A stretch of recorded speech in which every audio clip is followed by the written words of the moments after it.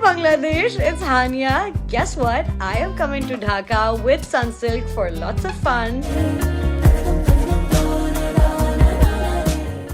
বাংলাদেশে ঢাকার মাটিতে পা রেখেছেন হানিয়া আমির। এসেই যেন নিজেকে রাজরানী করে নিয়েছেন হানিয়া। বাংলাদেশে এসেই নিজের বেশ কিছু হাস্যোজ্জ্বল ছবি পোস্ট করেছেন হানিয়া। ছবিতে দেখা যাচ্ছে ফুল নিয়ে বিজয় খুশি এই অভিনেত্রী। কেউ তাকে মাথায় ফুল পরিয়ে দিচ্ছে, আবার দেখা যায় সোফায় বসে সহকর্মীর প্যান্টের পকেটে পা দিয়ে রেখেছে হানিয়া আমির, যেন বাংলাদেশের রাজরানী। নিজেকে এমনটাই মনে করছেন বলে দাবি করেন অনেক নেটিজেনরা। ঢাকায় পা রেখেই তিনি নিজের অফিসিয়াল ইনস্টাগ্রামে ছবি পোস্ট করে ক্যাপশনে লেখেন, আমি তোমাকে ভালোবাসি। তার এই বার্তা মুহূর্তেই ভাইরাল হয়ে পড়ে সোশ্যাল মিডিয়ায়। নেটিজেনরা ধরে নিচ্ছেন এই ভালোবাসার বার্তা বাংলাদেশ এবং তার ভক্তদের উদ্দেশ্যেই।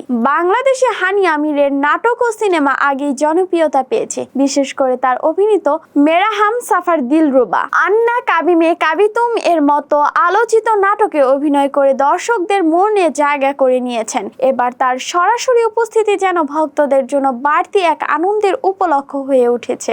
একটি বহুজাতিক কোম্পানির আমন্ত্রণে হানিয়া আমির ঢাকায় এসেছেন। ঢাকায় অবস্থানকালে অংশ নেবেন একাধিক অনুষ্ঠানে। সম্প্রতি রাফসান দা ছোট ভাই ফুড ব্লগারের সাথে হানিয়া আমিরকে দেখা গিয়েছে। ভাইরাল কিছু ভিডিওতে ছবি দেখা যায় রাফসানের সঙ্গে সময় কাটাচ্ছেন হানিয়া। তাদের একসঙ্গে আহসান মঞ্জিলের পেছনে ফুচকা ও ঝালমুড়ি খেতে দেখা যায়। মাটির কাপে দুধ চাও খান তারা।